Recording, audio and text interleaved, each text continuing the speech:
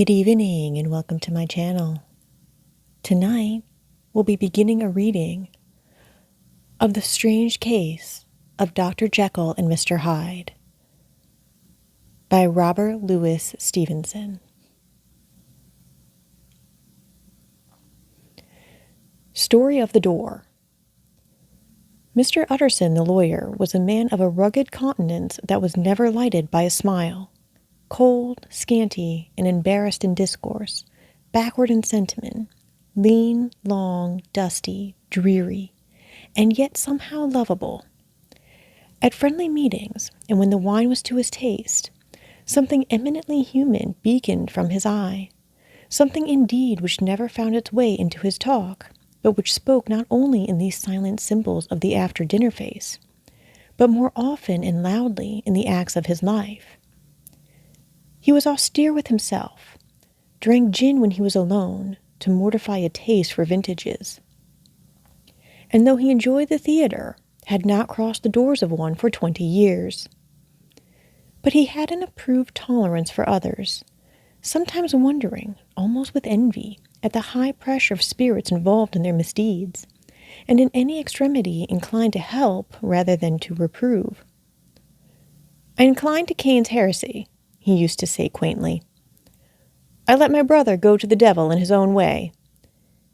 In this character, it was frequently his fortune to be the last reputable acquaintance and the last good influence in the lives of down-going men. And to such as these, so long as they came about his chambers, he never marked a shade of change in his demeanor. No doubt the feat was easy to Mr. Utterson, for he was undemonstrativeness at the best, and even his friendship seemed to be founded in a similar catholicity of good nature. It is the mark of a modest man to accept his friendly circle ready-made from the hands of opportunity, and that was the lawyer's way. His friends were those of his own blood, or those whom he had known the longest.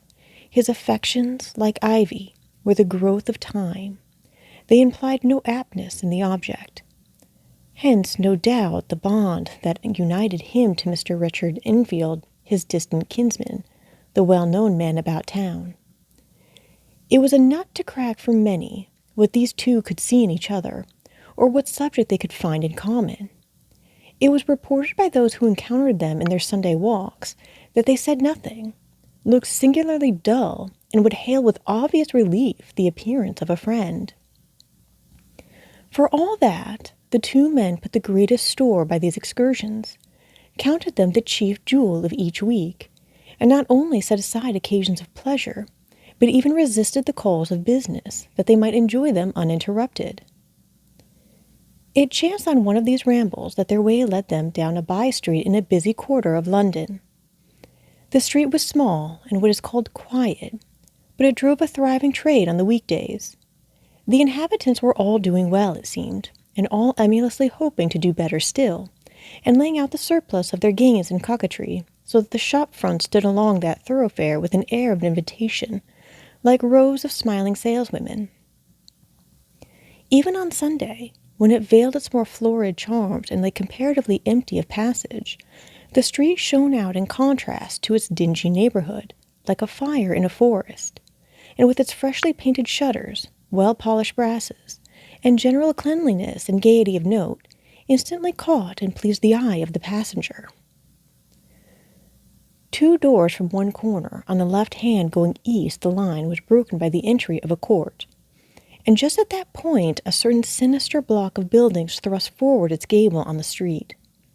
It was 2 stories high, showed no window, nothing but a door on the lower story, and a blind forehead of discolored wall on the upper, and bore in every feature the marks of prolonged and sordid negligence. The door, which was equipped with neither bell nor knocker, was blistered and distained. Tramps slouched into the recess and struck matches on the panels. Children kept shop upon the steps. The schoolboy had tried his knife on the moldings, and for close on a generation, no one had appeared to drive away these random visitors or to repair their ravages. Mr. Enfield and the lawyer were on the other side of the by-street, but when they came abreast of the entry, the former lifted up his cane and pointed. "Did you ever remark that door?" he asked, and when his companion had replied in the affirmative, "It is connected in my mind," added he, "with a very odd story." "Indeed?" said Mr. Utterson, with a slight change of voice. "And what was that?" "Well, it was this way," returned Mr. Enfield. "I was coming home from some place at the end of the world, about 3 o'clock of a black winter morning, and my way lay through a part of town where there was literally nothing to be seen but lamps. Street after street, and all the folks asleep. Street after street, all lighted up as if for a procession, and all as empty as a church. Till at last I got into that state of mind when a man listens and listens, and begins to long for the sight of a policeman. All at once I saw 2 figures. One, a little man who was stumping along eastward at a good walk, and the other a girl of maybe 8 or 10 who was running as hard as she was able to down a cross street. Well, sir, the 2 ran into one another naturally enough at the corner, and then came the horrible part of the thing, for the man trampled calmly over the child's body and left her screaming on the ground. It sounds nothing to hear, but it was hellish to see. It wasn't like a man. It was like some damned juggernaut. I gave a few hello, took to my heels, collared my gentleman, and brought him back to where there was already quite a group about the screaming child. He was perfectly cool and made no resistance, but gave me one look, so ugly that it brought out the sweat on me like running. The people who had turned out were the girl's own family, and pretty soon the doctor, for whom she had been sent, put in his appearance. Well, the child was not much the worse, more frightened, according to the sawbones, and there you might have supposed would be an end to it. But there was one curious circumstance. I had taken a loathing to my gentleman at first sight. So had the child's family, which was only natural. But the doctor's case was what struck me. He was the usual cut-and-dry apothecary, of no particular age and color, with a strong Edinburgh accent and about as emotional as a bagpipe. Well, sir, he was like the rest of us. Every time he looked at my prisoner, I saw that Sawbones turn sick and white with the desire to kill him. I knew what was in his mind, just as he knew what was in mine. And killing being out of the question, we did the next best. We told the man we could and would make such a scandal out of this as should make his name stink from one end of London to the other. If he had any friends or any credit, we undertook that he should lose them. And all the time, as we were pitching it in red hot, we were keeping the women off him as best we could, for they were as wild as harpies. I never saw a circle of such hateful faces. And there was the man in the middle, with a kind of black, sneering coolness. Frightened, too, I could see that. But carrying it off, sir, really like Satan. "If you choose to make capital out of this accident," said he, "I am naturally helpless. No gentleman but wishes to avoid a scene," says he. "Name your figure." Well, we screwed him up to £100 for the child's family. He would have clearly liked to stick out, but there was something about the lot of us that meant mischief, and at last he struck. The next thing was to get the money, and where do you think he carried us but to that place with the door? Whipped out a key, went in, and presently came back with a matter of £10 in gold and a cheque for the balance on Coots, drawn payable to bearer and signed with a name that I can't mention, though it's one of the points of my story, but it was a name at least very well known and often printed. The figure was stiff, but the signature was good for more than that if it was only genuine. I took the liberty of pointing out to my gentleman that the whole business looked apocryphal, and that a man does not, in real life, walk into a cellar door at 4 a.m. and come out with another man's cheque for close upon £100. But he was quite easy and sneering. "Set your mind at rest," says he. "I will stay with you till the banks open and cash the cheque myself." So we all set off, the doctor and the child's father and our friend and myself, and passed the rest of the night at my chambers, and next day, when we had breakfasted, went in a body to the bank. I gave in the cheque myself, and said I had every reason to believe it was a forgery. Not a bit of it. The cheque was genuine. "Tut, tut," said Mr. Utterson. "I see you feel as I do," said Mr. Enfield. Yes, it's a bad story.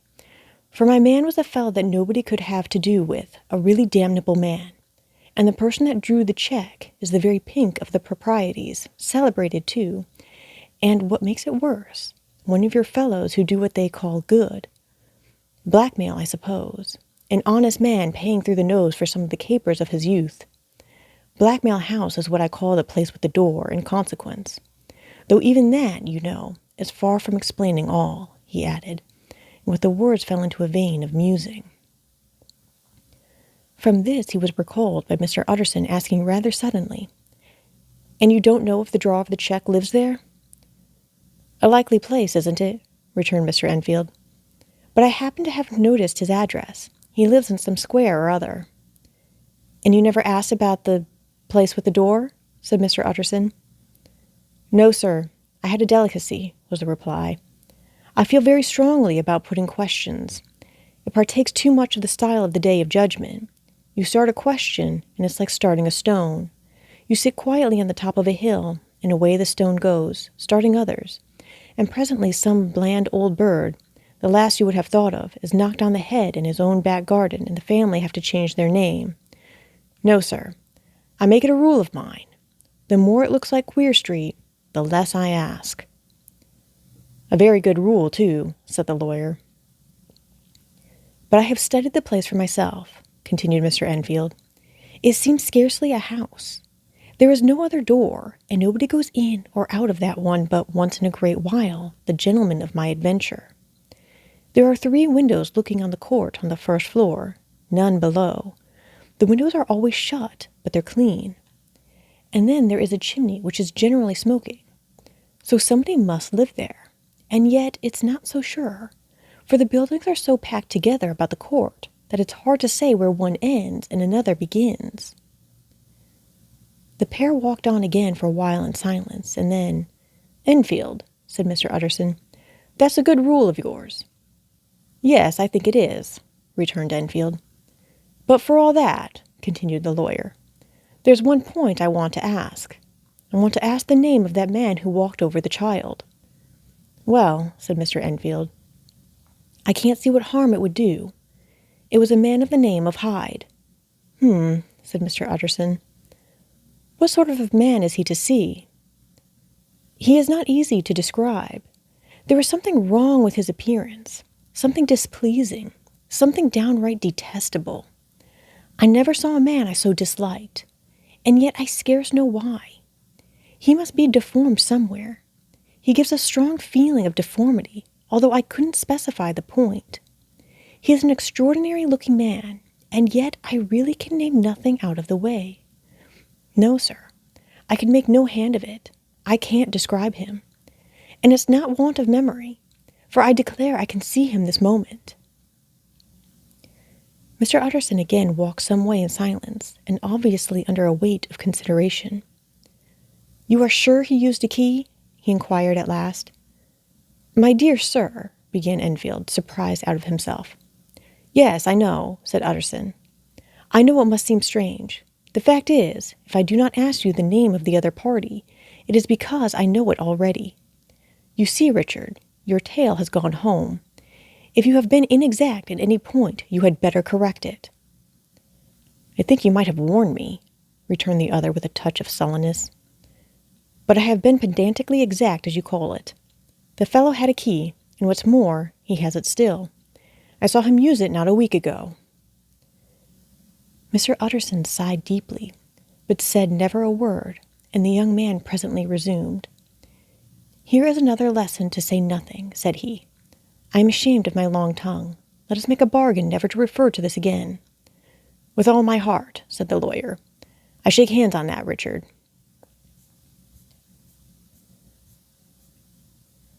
Thus ends The Story of the Door, The Strange Case of Dr. Jekyll and Mr. Hyde, by Robert Louis Stevenson.